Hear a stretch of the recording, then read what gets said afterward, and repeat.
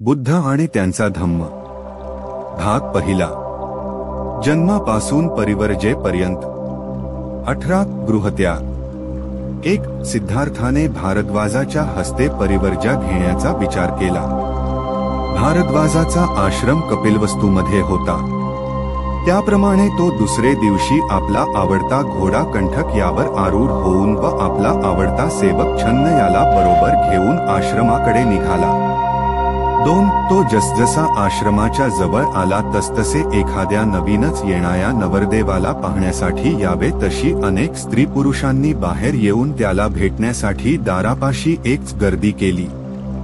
3. आणि जेव्हा ते त्याच्या जवळ आले तेव्हा ते आश्चर्यचकित होऊन त्याच्याकडे पाहू लागले व त्यांनी अस्फुट कमलाप्रमाणे हात जोडून त्याला वंदन केले. 4. ते त्याच्या सभोवती उभे राहिले. त्यांची अंतःकरणे भावाकुल झाली होती. जणू काही प्रेमाने प्रफुल्लित होऊन पण निश्चल नयनांनी ते त्याला प्राशन करीत होते. 5. काही स्त्रियांना वाटले की तो साक्षात कामदेवाचा अवतारच आहे, कारण तशा सुंदर लक्षणांनी तो जात्यात सालंकृत होता. 6. काहींना तर त्याची कोमलता व राजचर्या पाहून आपल्या दिव्य किरणांनी युक्त असा चंद्रच पृथ्वीवर प्रत्यक्ष उतरलेला आहे असा तो भासला. 7. दुसऱ्या काही जणी त्याच्या सौंदर्याला भाळून जणू काय त्याला गिळून टाकावे म्हणून जांभया देत होत्या आणि एकमेकींकडे नजरा रोखून हलकेच निःश्वास टाकीत होत्या. 8. अशा प्रकारे स्त्रिया त्याच्याकडे नजरा लावून केवळ पाहत राहिल्या होत्या. त्यांच्या मुखातून शब्द येत नव्हता की त्यांच्या चेहऱ्यावर स्मित येत नव्हते. परिवर्जा घेण्याच्या त्याच्या निर्णयाचा विचार करीत दिम्मूढ स्थितीत त्याच्या भोवती त्या उभ्या राहित्या. 9. मोठ्या प्रयासाने त्या गर्दीतून त्याने आपली सुटका करून घेतली आणि आश्रमाच्या दारात प्रवेश केला. 10. आपण परिवर्जा घेत असताना शुद्धोदनाने व प्रजापती गौतमीने तेथे उपस्थित राहावे हे सिद्धार्थाला आवडले नाही, कारण त्याला ठाऊक होते की दुःखावेगाने ती स्वतःला सावरून धरू शकणार नाही, परंतु ती त्याच्या कळत अगोदरच आश्रमात येऊन पोहोचली होती.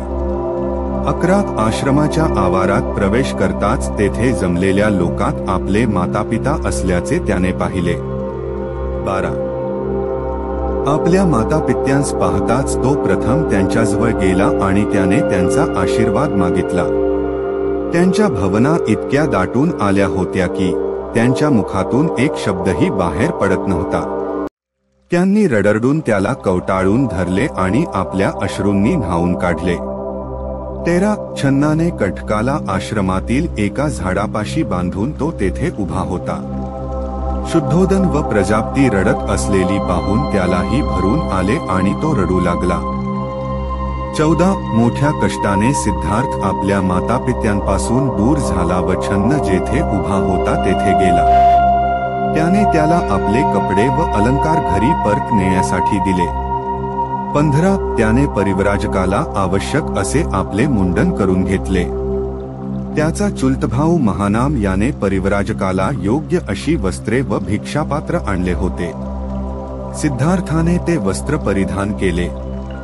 16. अशा प्रकारे परिव्राजकाच्या जीवनात प्रवेश करण्याची पूर्व तयारी करून सिद्धार्थ परिव्रजेची दीक्षा घेण्याकरिता भारद्वाजापाशी गेला. 17. भारद्वाजाने आपल्या शिष्यांच्या सहाय्याने आवश्यक तो संस्कार विधी केला आणि सिद्धार्थ गौतम परिव्राजक झाल्याचे जाहीर केले. 18. परिवर्जा घेण्याची व विलंब न लावता शाक्य राज्याच्या सीमेबाहेर जाण्याची आपण शाक्य संघाच्या समोर दुहेरी प्रतिज्ञा केली असल्याचे स्मरण ठेवून परिवर्जेचा संस्कार आटोपल्यावर लगेच सिद्धार्थ आपल्या प्रवासाला निघाला. 19. जो जनसमुदाय आश्रमात जमला होता तो नेहमीपेक्षा फार मोठा होता, कारण गौतमाला परिवर्जा घ्याव्यास लागणारी परिस्थितीच मोठी असाधारण होती. राजपुत्र आश्रमाच्या बाहेर पडताच तो जनसमुदायही त्याच्या मागोमाग जाऊ लागला. 20. त्याने कपिलवस्तू सोडले आणि तो अनोभा नदीच्या दिशेने जाऊ लागला. त्याने मागे वळून पाहिले तेव्हा तो जनसमुदायही अद्याप त्याच्या मागोमाग येत असलेला त्याने पाहिला. 21. तो थांबला आणि त्या समुदायास उद्देशून म्हणाला, बंधूंनी आणि भगिनींनो, तुम्ही माझ्या मागोमाग येण्यापासून काही उपयोग होणार नाही.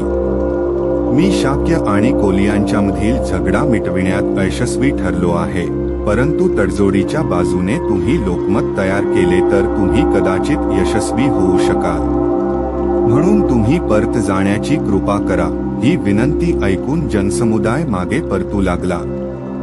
22 शुद्धोदन व गौतमी राजवाड्याकडे परतले. 23 सिद्धार्थाने टाकून दिलेली वस्त्रे व अलंकार पाहणे गौतमीला असह्य झाले. तिने ती कमळांनी भरलेल्या एका तळ्यात टाकली. 24 परिवर्जा संन्यास ग्रहण करण्याच्या वेळी सिद्धार्थ गौतमाचे वय अवघे 29 वर्षांचे होते. 25 लोक त्याची आठवण करून त्याची प्रशंसा करून म्हणत, हाच तो श्रेष्ठ कुलोत्पत्र शाक्य, थोर मातापित्यांच्या पोटी जन्मलेला, विपुल धनसंपन्न व नवयौवनशाली, बुद्धीने व शरीराने सुसंपत्र असून राजविलासात वाढलेला, पृथ्वीवर शांती नांदावी म्हणून लोककल्याणासाठी तो स्वकीयांशी लढला.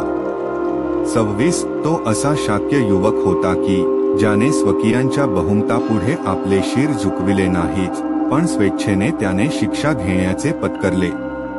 त्या शिक्षेचा अर्थ ऐश्वर्याऐवजी दारिद्र्य, सुखसमृद्धीऐवजी भिक्षापात्र, गृहसुख्याऐवजी गृहहीन स्थिती असा होता आणि तो अशा तऱ्हेने जात आहे की त्याची काळजी वाहणारे जगात कोणी नाही आणि जगात स्वतःची म्हणून म्हणता येईल अशी कोणतीही वस्तू त्याने सोबत घेतलेली नाही.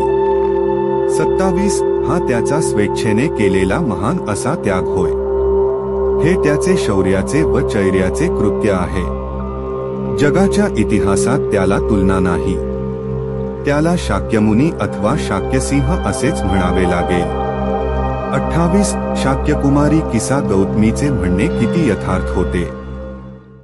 सिद्धार्थ गौतमाच्या संबंधी तिने म्हटले होते, धन्य त्याची माता, धन्य त्याचा पिता, ज्यांनी अशा पुत्राला जन्म दिला, धन्य ती पत्नी जिला असा पती लाभला.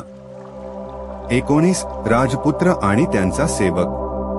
एक कंटकाला घेऊन छन्नानेही घरी परतले पाहिजे होते, पण त्याने परत जाण्याचे नाकारले. त्याने राजपुत्राला कटकासह अनोघा नदीच्या तीरापर्यंत तरी पोहोचविण्याचा आग्रह धरला. छलाचा आग्रह इतका होता की त्याच्या इच्छेपुढे गौतमाला माघार घ्यावी लागली. 2 शेवटी ते सर्वजण अनोघा नदीच्या तीरावर येऊन पोचले. 3 तेव्हा छन्नाकडे वळून गौतम म्हणाला, मित्रा, माझ्या पाठोपाठ येण्याने तुझी माझ्यावरील भक्ती स्पष्ट झाली आहे. तुझ्या स्वामीभक्तीने तू माझे हृदय जिंकिले आहेस. 4 तुला कोणतेही बक्षीस देण्यास मी जरी असमर्थ असलो तरी माझ्या विषयीच्या तुझ्या उदात्त भावनांनी मला संतोष झाला आहे. 5 ज्याच्याकडून आपणाला लाभ होणार आहे त्याच्याबद्दल आपुलकी कोण दाखविणार नाही, पण दैव फिरले की आपली वाटणारी माणसे देखील नेहमी परक्यासारखी वागतात.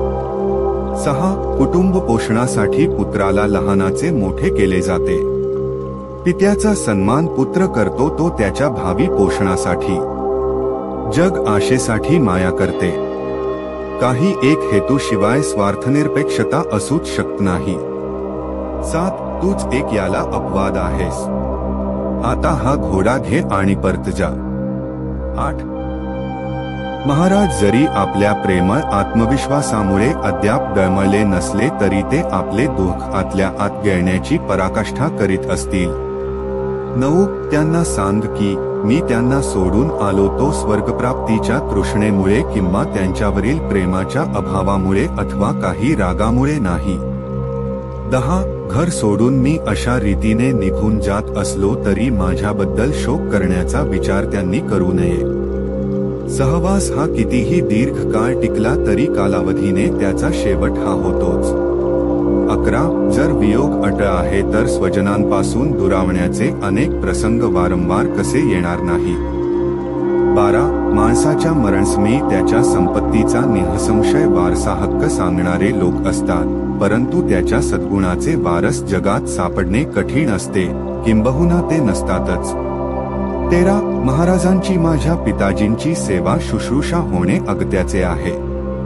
महाराज म्हणतील की मी अवेळी निघून गेला, पण कर्तव्यासाठी कधीच अयोग्य वेळ नसते.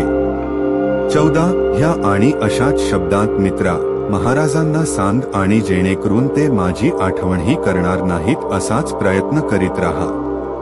15 आणि होय माझ्या मातेलाही पुन्हा पुन्हा सांग की तिच्या वात्सल्य प्रेमाला मी कितीतरी अपात्र आहे. ती फार थोर स्त्री आहे. तिच्या थोरवी शब्दांनी सांगता येण्यासारखी नाही. 16 हे शब्द ऐकून शोकाकुल झालेला छन्न हात जोडून भावनातिरेकाने कंठ दाटून येऊन उत्तरला. 17 स्वामी, चिखलाने भरलेल्या नदीच्या पात्रात हत्ती जसा ऋतून बसावा तशी तू तुझ्या आप्तांना ज्या मानसिक वेदना देत आहेस ते पाहून माझ्या मनाची स्थिती होत आहे. 18 तुझ्यासारखा निग्रह पाहून एखाद्याचे अंतःकरण लोखंडासारखे कठीण असले तरी कोणाच्या डोळ्यात अश्रू आल्याशिवाय राहणार नाही. ज्यांचे अंतःकरण प्रेमाने उचंबळले आहे त्यांची तर गोष्टच बोलाव्यास नको. 19 कुठे तुझा तो प्रासादांत लोळणाऱ्या शरीराचा नाजूकपणा आणि कुठे कठीण कुशाग्रांनी भरलेली तपस्व्यांच्या अरण्यातील ती भूमी. 20 हे राजपुत्रा, तुझा हा निर्णय माहीत असताना हा घोडा घेऊन कपिलवस्तू नगरीला दुःखात लोटण्यास मी आपणहून कसा जाऊ. 21 एखादा धर्मनिष्ठ माणूस आपल्या सद्धर्माला सोडून देईल काय. त्याचप्रमाणे स्वतःच्या मुलासाठी सत्त झटणाऱ्या आपल्या वयोवृद्ध पित्याला सोडून तू जाणार काय. 22 आणि तुझी सावत्र आईजीने तुला लहानाचे मोठे करण्यात खस्ता खाल्ल्यातीला एखादा कृतघ्न माणूस आपल्या उपकारकर्त्याला विसरतो तसा तू सोडून जाणार काय. 23 जी सद्गुणाची खाण आहे, जिच्यामुळे कुटुंबाची शोभा वाढली आहे, जी पतिभक्तिप्रायण असून जिने नुकताच एका बालकाला जन्म दिला आहे अशा तुझ्या त्या पत्नीचा तू त्याग करणार काय. 24 धर्म आणि कीर्तीच्या चाहत्यात सर्वश्रेष्ठ असणारा तू एखाद्या निगरगट्ट उधया माणसाने स्वतःचे मौल्यवान धन उधळून टाकावे तसे, ज्याचे कौतुक करावे तेवढे थोडेच अशा यशोघरेच्या लहानग्या बाळाला सोडून जाणार काय. 25 आणि तू तुझे आप्त, नातलग व राज्य सोडून जाण्याचा जरी निर्धार केला असलास तरी हे अन्नदात्या तू मला सोडून जाणार नाहीस असा मला विश्वास आहे, कारण तुझे पाय हेच माझे आश्रयस्थान आहे. 26 अशा प्रकारे माझे अंतःकरण तुझ्यासाठी होरपळून निघत असताना तुला असा एकटा अरण्यात मागे टाकून मी परत नगराकडे जाऊच शकत नाही. 27 तुझ्याशिवाय मी नगरात परतल्यावर महाराज मला काय म्हणतील आणि कुशल वर्तमान म्हणून मी तुझ्या पत्नीला काय सांगू. 28 राजाजवळ माझी बदनामी पुन्हा पुन्हा कर असे तू सांगतोस, पण ते कोण खरे मानील आणि कोण त्यावर विश्वास ठेवील. छन्न पुढे म्हणाला आणि जरी निर्लज्ज मनाने आणि जीभ टाळ्याला चिकटवून तसे बोलण्याचा मी प्रयत्न केला तरी महाराजांना ते पटणार नाही. 29 जो नेहमी प्रेमळ आहे आणि जो दुसऱ्यावर दया करण्यास कधीही विसरत नाही अशा माणसाला आपल्यावर प्रेम करणाऱ्या व्यक्तीस सोडून जाणे मुळीच शोभत नाही. म्हणून मागे फिर आणि माझ्यावर दया कर. 30 दुर्हकाकुल छन्नाचे ते शब्द ऐकून अगदी हळुवारपणे सिद्धार्थ गौतमाने म्हटले. 31 छन्ना, माझ्या वियोगाचे दुःख सोडून दे. अनेक जन्मांच्या फेयात सापडलेल्या प्राण्यांच्या बाबतीत बदल हा अट आहे. 32 प्रेमामुळे मी माझ्या आप्तनातलगांना सोडले नाही तरी मृत्यू आम्हांला अगतिकपणे एकमेकांस सोडण्यास भाग पाडील. 33 ती माझी आई, जिने मला अनंत वेदना सोसून आपल्या उदरी जन्म दिला, तिच्या बाबतीत मी कुठे आहे आणि माझ्या बाबतीत ती आता कुठे आहे. 34 पक्षी जसे आपल्या निवायासाठी झाडावर एकत्र जाऊन बसतात आणि नंतर एकमेकांपासून दूर जातात तसे प्राणीमात्रांच्या सहवासाचा शेवट चुकता वियोगातच होतो. 35 ढग जसे जवळ जवळ येऊन पुन्हा दूर दूर जातात तसाच मी प्राणीमात्रांचा सहवास व वियोग मानतो.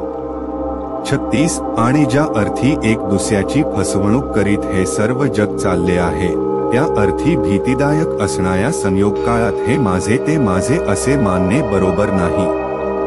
37 आणि म्हणून ज्या अर्थी हे सत्य आहे त्या अर्थी माझ्या भल्या मित्रा तू दुःख करू नकोस.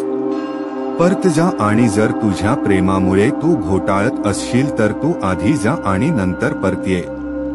38. माझ्याबद्दल वाईट बोलता कपिलवस्तूच्या लोकांना जाऊन सांग की सिद्धार्थावर प्रेम करण्याचे सोडा व त्याचा निर्धार ऐका.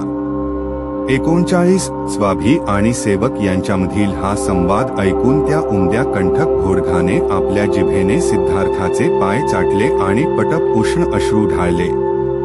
40. ज्याची बोटे एकमेकांशी जुळलेली, ज्यावर स्वस्तिकाचे शुभचिन्ह आणि ज्याचे तळवे मध्ये खोलगट होते अशा आपल्या हाताने गौतमाने कंठक घोड्याच्या पाठीवर थोपटले आणि एखाद्या मित्रासारखा तो त्याला म्हणाला. 41. अश्रू ढाळू नकोस कंठका. आवरते अश्रू, तुझ्या कष्टाचे तुला लवकरच फळ मिळेल. 42. त्यानंतर छत्राने आपापल्या मार्गाला लागण्याची वेळ आली आहे हे जाणून ताबडतोब गौतमाच्या काशाय वस्त्रांना नमन केले. 43. कंठक आणि छत्र यांचा निरोप घेऊन गौतम आपल्या मार्गाने जाऊ लागला. 44. अशा रीतीने स्वतःच्या राज्याची तमान बाळगता हलक्या वस्त्रांनिशी ऋषीवनाकडे जाणाऱ्या आपल्या मालकाला पाहून त्या छन्नाने आपले बाहू पसरून वियोग केला व तो जमिनीवर लोळू लागला. 45. पुन्हा पुन्हा मागे वळून पाहत तो मोठमोठ्याने रडू लागला. आपल्या बाहूंनी कंठक घोड्याला कुरवाळू लागला आणि कशा रीतीने निराशेने सारखा दुःख करीत तो परत जाण्यासाठी आपल्या प्रवासास निघाला. 46. मार्गात तो काही वेळा आपल्याशीच विचार करीत राही, काही वेळा चालताना अडखळे व काही वेळा जमिनीवर पडे आणि अशा रीतीने जात असताना स्वामी भक्तीने विदग्ध झालेला तो छन्न रस्त्यावर अशा काही गोष्टी करीत होता की आपण काय करीत आहोत याचे त्याला भानच राहिले नव्हते. 20. छन्न परतला. एकदा आपला मालक अशा रीतीने अरण्यात गेला, यामुळे दुःख कष्टी झालेला छत्र मार्गात आपल्या दुःखाचा भार कमी करण्याचा प्रयत्न करीत होता. 2. त्याचे अंतःकरण इतके जड झाले होते की ज्या रस्त्याने कंठकासह तो एका रात्रीत कूच करीत असे, त्याच रस्त्याने आपला स्वामी आपल्याबरोबर नाही याचा विचार करीत प्रवास संपविण्यात त्याला 8 दिवस लागले. 3. कंठक घोडा जरी मोठ्या शूराच्या आवेशाने कूच करीत होता तरी तो अगदी गलितगात्र, निस्तेज झाला होता. जरी तो अलंकारभूषणांनी सजविलेला होता तरी बरोबर आपला धनी नाही म्हणून अगदी स्वरूपहीन दिसत होता. 4. आणि ज्या दिशेला त्याचा मालक गेला होता त्या दिशेकडे वळून एकसारखी मान वर खाली करून केविलवाण्या सुरात खिंकाळत होता. तो जरी अतिशय भुकेलेला होता तरी पूर्वीप्रमाणे मार्गात गवत किंवा पाणी यांची त्याने अपेक्षा केली नाही किंवा त्यांना तोंडही लावले नाही. 5. हळूहळू ते शेवटी कपिलवस्तूला येऊन पोहोचले. कपिलवस्तू नगरी तर गौतमाच्या जाण्याने अगदी उजाड दिसत होती. ते दोघे कपिलवस्तूला शरीराने पोचले, मनाने नाही.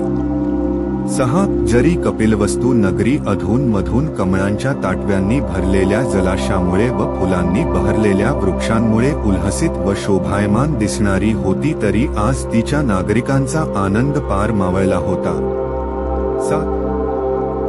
निस्तेज चेहऱ्याने व अश्रू ढाळीत त्या दोघांनी जेव्हा हळूहळू शहरात प्रवेश केला तेव्हा त्या शहरातील सर्व लोक त्यांना शोकात बुडालेले दिसले.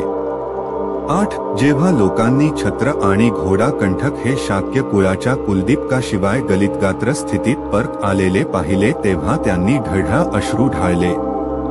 9. कुठे आहे आमचा राजपुत्र, कुठे आहे या राजकुळाचा व राज्याचा कुलदीप असे म्हणून व अश्रू ढाळीत लोक रागाने छन्नाच्या मागोमाग रस्त्याने धावू लागले. 10. गौतमाशिवाय ही नगरी म्हणजे अरण्य आहे आणि ज्या अरण्यात गौतम राहत आहे ती नगरी आहे. गौतमाशिवाय या शहराचे आम्हाला काही सुद्धा आकर्षण वाटत नाही. 11. इतक्यात राजपुत्र आला असा हर्षोद्गार काढीत नगरयुवती रस्त्याच्या बाजूच्या खिडकीतून गर्दी करून पाहू लागल्या, परंतु जेव्हा त्यांनी घोड्याची पाठ रिकामी पाहिली तेव्हा घडाघड खिडक्या बंद करून त्या आक्रोशाने रडू लागल्या.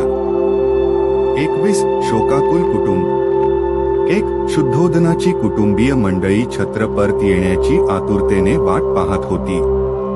त्यांना आशा होती की छंत्र सिद्धार्थ गौतमाला घरी परत येण्यास भाग पाडी. 2 राजाच्या अश्वशाळेत शिरताच कंठक घोडा आपले दुःख राजमहालातील लोकांना कळण्यासाठी मोठ्याने खिंकाळला. 3 राजाच्या अंतःपुराच्या जवळपास असलेले लोक आपल्या मनाशीच म्हणाले, ज्या अर्थी घोडा कंठक खिंकाळत आहे त्या अर्थी राजपुत्र गौतम परत आला असावा. 4 ताणी दुःखाने मूर्छित झालेल्या खिया हर्षाने बेहोश होऊन डोळे विस्फारित राजपुत्राला पाहण्याच्या आशेने राजमंदिराच्या बाहेर आल्या, परंतु त्यांची मोठी निराशा झाली. राजपुत्राशिवाय केवळ कंठक घोडाच त्यांना दिसला. 5 गौतमीचा तर मनावरचा ताबा सुटून ती मोठ्याने रडू लागली व मूर्छित झाली आणि रडत असताना ती ओरडली. 6 जो आजानुबाहू आहे, ज्याची कमर सिंहाच्या कमरेसारखी बारीक, बैलाच्या डोळ्यांसारखे ज्याचे डोळे, ज्याची अंकांती सोन्यासारखी पिवळी धमक, ज्याची छाती रुंद व आवाज दंदभी किंवा मेघगर्जनेसारखा आहे, अशा वीरपुरुषाने वनातील आश्रमात राहावे काय. 7 असा सर्वगुणसंपन्न वीर पुरुष आपणापासून निघून गेल्यामुळे ही पृथ्वी त्या थोर कार्य करणाऱ्या अद्वितीय पुरुषाच्या बाबतीत राहण्यास खरोखर अयोग्य अशीच झाली आहे. 8 ज्याची बोटे सुंदर स्नायूंनी जोडलेली आहे, ज्यांचे घोटे स्नायूखाली लपलेले, नीलकमलासारखे दिसणाऱ्या व मध्यावर चक्रचिन्ह धारण करणाऱ्या अशा त्याच्या त्या सुकोमल 2 पायांनी तो त्या खडकाळ प्रदेशात कसा बरे चालू शकेल. 9 ज्याच्या शरीराला उंची वस्त्रे प्रावरणे, सुगंधी अत्तरे व चंदनाने सजविलेल्या प्रासादाच्या गच्चीवर पाहुण्याची सव्य तो पौरुष संपन्न देह अरण्यात थंडीवारा व ऊनपावसाच्या मायाला नेहमी मोकळ्या असलेल्या अरण्यात कसा बरे राहू शकेल. 10 ज्याला आपले कुटुंब, चांगुलपणा, सामर्थ्य, शक्ती, विद्वत्ता, सौंदर्य व तारुण्य याचा अभिमान वाटतो, जो नेहमी दान करण्यास सिद्ध असतो पण घेण्यास नसतो, तो दुसऱ्याकडून भिक्षा मागत कसा काय फिरू शकेल. 11 जो स्वच्छ सुवर्ण शयेवर झोपला असताना वाद्यवृंदाच्या नादमाधुर्याने रात्री ज्याला जागे केले जाते, तो माझा संन्याशी उघड्या जागेवर अस्ताव्यस्त पसरलेल्या फाटक्या चिन्हांवर कसा काय झोपणार. हाय रे दैवा. 12 हा असा हृदयद्रावक शोक ऐकून तेथील स्त्रिया एकमेकींच्या गळ्यात गळा घालून धरधरणाऱ्या वेली जशा आपल्या फुलातून मध गाळतात तशा आपल्या डोळ्यातून अश्रुधारा गाळीत होत्या. 13 नंतर यशोधरेने आपण सिद्धार्थाला जाण्याची अनुज्ञा दिली आहे हे विसरून जाऊन दिनमूढ अवस्थेत धरणीवर अंग टाकून दिले. 14 मी त्यांची धर्मपत्नी असताना ते मला कसे सोडून गेले. त्यांनी मला विधवा करून मागे ठेविले. त्यांनी आपल्या धर्मपत्नीला आपल्या नव्या जीवनक्रमाची भागीदारी कराव्यास पाहिजे होते. 15 मला स्वर्गप्राप्तीची अपेक्षा नाही. माझी एकच इच्छा की माझ्या प्रिय पतीने मला या किंवा दुसऱ्या जगात एकटीला मागे ठेवून जाऊ नये. 16 विशाल डोळे व प्रसन्न हास्य असलेल्या माझ्या पतीच्या मुखाकडे पाहण्यास मी जरी अपात्र असले तरी या बिचाया राहुलाने आपल्या पित्याच्या मांडीवर कधीही खेळू नये काय. 17 हाय रे देवा. त्या सुज्ञ पुरुष नायकाचे अंतःकरण किती निष्ठुर. त्याच्या सुकोमल सौंदर्याप्रमाणे ते भासत असले तरी किती निर्दय व क्रूर. शत्रूलाही मोहित करील अशा बोबड्या बोलाच्या ह्या बालकाला आप होऊन कोण बरे सोडून जाईल. 18 माझे हृदय खरोखर मोठे कठोर आहे, होय. अगदी दगडाचे किंवा लोखंडाचे बनलेले असावे. कारण त्या हृदयाचा नाथ सुखोपभोग घेण्यास समर्थ असताना व एखाद्या पोरक्यासारखा आपले सर्व राजवैभव सोडून देऊन अरण्यात गेला असतानाही त्या हृदयाला तडा गेला नाही. पण मी काय करू. आता मला हे दुःख सहनच होत नाही. 19 तशा तन्हेने दुःखाने मूर्छित होऊन यशोधरा एकसारखी आक्रंदत होती. स्वभावतः जरी ती संयमशील होती तरी तिच्या या दुःखद स्थितीने तिच्या मर्यादेचा बंधारा फुटला होता. 20 अशा प्रकारे दुःखाने दिमूढ होऊन मोठमोठ्याने आक्रंदत जमिनीवर पडलेल्या यशोधरेला पाहून सर्व स्त्रिया मोठ्याने ओरडल्या आणि मोठाल्या कमळांवर पावसाच्या सरींचा मारा व्हावा तसा अश्रूच्या नद्या त्यांच्या डोळ्यातून गालांवर वाहू लागल्या. 21 छन्न आणि कंठक परत आले हे ऐकून आणि आपल्या मुलाचा दृढनिश्चय समजताच दुःखित होऊन राजा शुद्धोदन धरणीवर पडला. 22 दुःखविव्हळ झालेल्या शुद्धोदनाला सेवकांनी सावरून धरले. तेवढ्यात त्यांनी अश्रूंनी डबडलेल्या डोळ्यांनी त्या घोड्याकडे पाहिले आणि जमिनीवर अंग टाकून विव्हळून तो रडू लागला. 23 त्यानंतर शुद्धोदन उठला आणि मंदिरात गेला. त्याने तेथे देवाची प्रार्थना केली आणि पूजार्चा करून आपला मुलगा सुरक्षित परत यावा म्हणून देवाची आराधना केली. अशा प्रकारे देवा कधी रे आम्ही त्याला पुन्हा पाहू असे म्हणत शुद्धोदन, गौतमी आणि यशोधरा दिवस कंठू लागली.